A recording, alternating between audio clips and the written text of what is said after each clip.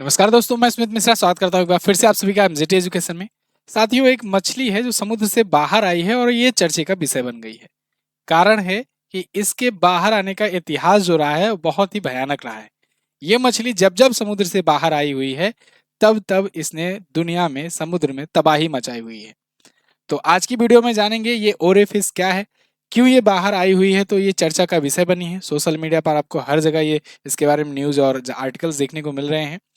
और ring of fire क्या होता है इसके भी बारे में हम लोग जानेंगे। तो चलिए वीडियो की शुरुआत करते हैं। एक रिक्वेस्ट है, ऐसी और वीडियोज पाने के लिए चैनल को सब्सक्राइब जरूर कीजिए। जब भी कोई ऐसी बड़ी चीज जो ट्रेंडिंग टॉपिक्स होते हैं उनको मैं आपके सामने प्रेजेंट करता हूँ, आसान भाषा में समझाने का प्रयास करता हूँ। तो आप वो वीडियो पा सको इसके लिए चैनल को सब्सक्राइब जरूर कर लो। फ्री में यहाँ पर रेड कलर का बटन बना होगा नीचे। शुरुआत करते हैं। तो साथियों, ये वीडियो से मैं शुरुआत करूंगा। ये वीडियो पहले देखिए, ये ओरेफिस है कैसे और कैसे ये रहती है, ठीक है ना। तो इस वीडियो को देखिए आप लोग। इस वीडियो में आपको साफ दिख रहा है कि ये जो मछली है, ये हालांकि वो छोटा सा ही बच्चा है, ये मछली बहुत बड़ी होती है, बड़े आकार में भी होती है। तो ये अभी समुद्र से बाहर आई हुई है और यही क्लिप जो है वायरल हो रही है। ये मैक्सिको की क्लिप है, मैक्सिको के तट से, ठीक है। तो कुछ इस प्रकार से है, वहां से आई हुई है। ओरेफिस इसका नाम है। मैक्सिको के बाजा कैलिफोर्निया सुर क्षेत्र में ये दिखाई दी है। लंबाई और चमकदार सफेद रंग के लिए जानी जाती हैं। समुद्र तट पर जो मौजूद लोग हैं वो वीडियो रिकॉर्ड किए हैं और सोशल मीडिया पर ये वीडियो क्लिप वायरल हो रही है। वायरल क्यों हो रही है? क्योंकि ये है एक ओरेफिस। ओरेफिस को ड्यूम्से फिश के नाम से भी जाना जाता है जापान वगैरह में।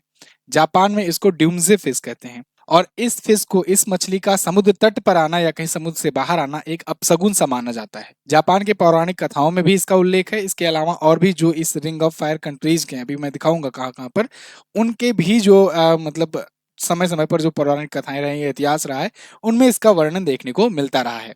तो ये क्या विनाश का सही में संकेत है, इसको आज हम लोग डिटेल से एनालिसिस करेंगे। साथियों, जब जब डूम्सडे फिश बाहर दिखाई दी है उसके कुछ ही समय बाद या तो भूकंप आया हुआ है या फिर सुनामी आई हुई है उन क्षेत्रों में, उन समुद्री तटों पर। एक्चुअली में ये मछली काफी अंदर रहती है समुद्र में 650 फीट नीचे या कहें लगभग 200 मीटर नीचे रहती है हमेशा। गहरे समुद्र के इस रीजन को मेसोपोलॉजिक क्षेत्र कहा जाता है, मेसोपोलॉजिक रीजन कहा जाता है। यहाँ पर लाइट जैसे अमूमन नहीं पहुंच पाता।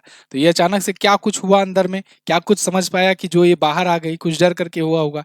जैसे आप देखो, जब भूकंप आने वाला होता है सबसे पहले कुत्तों को या फिर और ऐसे जानवरों को जो स्थल पर रहते हैं उनको जल्दी पता लग जाता है। उनमें उथल पुथल देखने को मिलने लगती है, कुत्ते भौंकने लगते हैं। तो समझ जाओ आप कि यहाँ पर भूकंप वगैरह कुछ आ रहा है। क्योंकि ये जो जानवर होते हैं ये अपश्रव्य तरंगों को भी सुन लेते हैं, समझ सकते हैं, तो इसलिए ये उथल पुथल करने लगते हैं। ऐसे ही इस फिश का, इस मछली का भी इतिहास है। जापान की अगर बात करें तो इससे पहले ये जापान में 2011 में दिखाई दी थी और उसके कुछ ही समय के बाद फुकुशिमा भूकंप आया था और एक बड़ा भूकंप का रूप ये लिया था, काफी तबाही मचाया था। इसके अलावा अभी पिछली साल 2024 में ये अमेरिका की कैलिफोर्निया में भी ये देखा गया था और उसके बाद लॉस एंजल्स में भूकंप आया था। तो मतलब जब भी कोई ऐसा भूकंप वाली घटना होती है उससे कुछ दिन पहले ही ये या कुछ समय पहले ही ये दिखाई दे जाती है।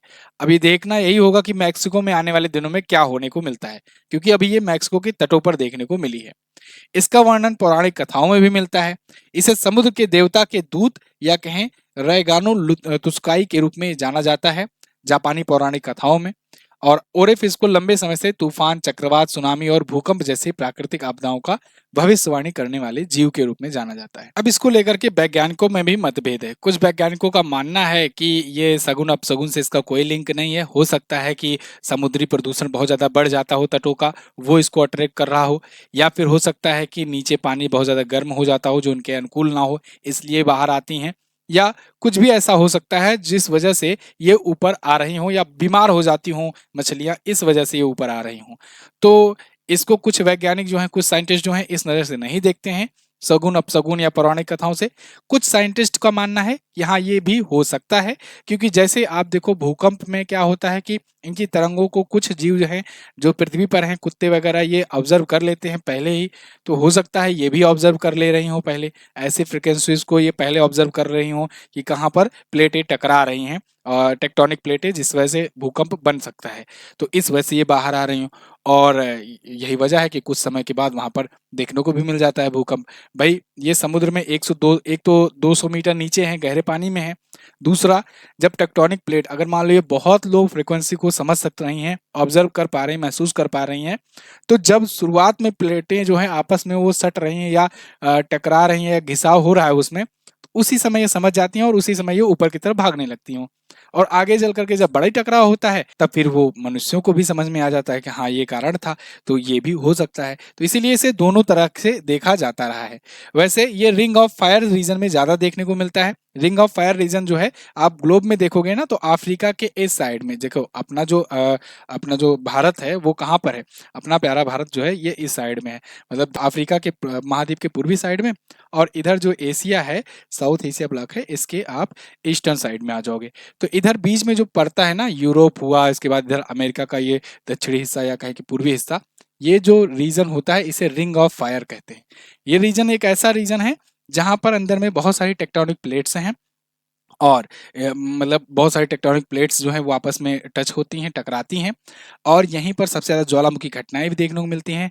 ज़्यादा समुद्री तूफान भी यहाँ पर देखने को मिलते हैं, भूकंप वाली घटनाएं भी देखने को मिलती हैं। इसीलिए इस रीजन को रिंग ऑफ फायर कहा जाता है। और इंटरेस्टिंग बात यह है कि ये मछलियां भी यहीं पर पाई जाती हैं, इन्हीं के तटों पर कभी कभी वो निकल करके आती हैं, जिस वजह से वहां पर जब कुछ दिन बाद जब आ जाता है भूकंप भी, तो फिर लोग कहते हैं कि हाँ भाई ये तो चमत्कार हो गया। अब जापान अगर आप मैप में देखोगे तो यहाँ पर जापान है, ठीक है ना, ये है जापान आपका, ये जापान है। तो जब जापान के तटों पर दिखाई देता है और बहुत लंबे समय से दिखाई देता आ रहा है, तो पौराणिक कथाओं में इसे समुद्री देवता के दूत में या रैगोनो तुस्काई के रूप में जाना जाता रहा है, ठीक है। और ये तूफान, चक्रवात, सुनामी और भूकंप का संकेत देता रहा। वैसे भी आप देखो कि जापान वगैरह में सबसे ज्यादा भूकंप वाली और सुनामी जैसी घटनाएं होती रही हैं। खैर, इस पर आपका क्या मानना है, आप लोग भी कमेंट करके बताइएगा कि क्या ये वाकई में ऐसा हो सकता है कि ये ऑब्जर्व कर पा रही हैं, महसूस कर पा रही हैं, इस वजह से ऐसा होता है। अब आप में से कुछ लोग का मानना होगा कि अगर मैक्सिको में कुछ हो जाता है अभी, क्योंकि मैक्सिको में दिखाई दी है, तब समझ में आ जाएगा कि सही है कि नहीं। लेकिन अब कुछ लोग का जो जो इसको सपोर्ट करने वाले हैं, उनका ये फिर कहना होगा कि हो सकता है वो बहुत कम, जो धीरे से जो टकराहट होती है वो टेक्टोनिक प्लेट में, उसको ऑब्जर्व करके ऊपर आ गई हूँ, तो वो उतना हम लोग महसूस ना कर पाए बाहर, वो वहीं पर थोड़ा सा ही बहुत हल्का कंपन हुआ और हो करके रह गया, इसलिए पता नहीं चला बाहर। तो ये भी मानना हो सकता है। तो कुछ भी हो सकता है, आपकी क्या राय है आप लोग कमेंट करके जरूर बताइएगा। वैसे इसके और भी पुराने इतिहास में देखें तो देखिए 1996 में एक नेवल एम्फीबियस बेस कैरोंडो था, यूनाइटेड स्टेट का नेवी सील, उन्होंने भी इसे समुद्र तट पर पकड़ा था, खोजा था। 23 फुट था, 7 मीटर का ये विशालकाय ओरिफिस था। ये पयानक या नागाओं की रानी के रूप में इसे माना जाता है। 1973 में लाओस में अमेरिकी सेना ने इसे मार भी दिया था एक बार। तो कई कई बार ये देखने को मिली है, 1996 में मिली, 1973 में मिली, ठीक है ना। तो ये मिलती रही है, लेकिन अब देखा जाएगा कि आने वाली आपदा का किस प्रकार से ये संकेत देती है। खैर, कल महाशिवरात्रि है और महाशिवरात्रि पर आपको एक बिगेस्ट ऑफर दिया जा रहा है एक बार फिर से। आप 199 में जीएस सफलता 3.0 बैच अंतिम बार ले सकते हो। जीएस सफलता 3.0 बैच में आपको कंप्लीट जीएस यहाँ पर पढ़ाया गया हुआ है। ये बीओडी फॉर्म में है, आप जा करके इसको परचेज कर सकते हो मात्र 199 में एमजेटी ऐप से।